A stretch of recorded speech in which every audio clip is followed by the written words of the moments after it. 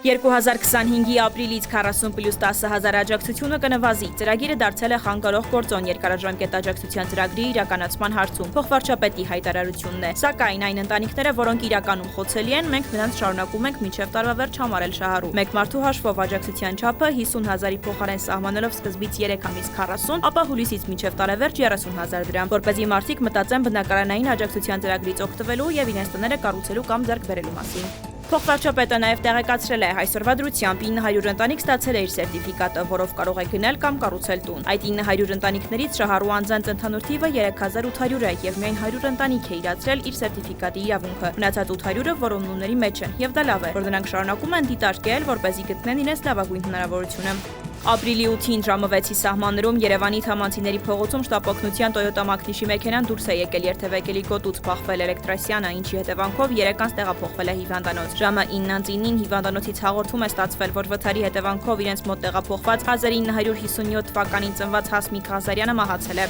Վիլեն Գաբրելյանի պատգամավորի լիազորությունները դադարեցվեցին։ Ալեն Սիմոնյանը ստորագրել է արձանագրությունը։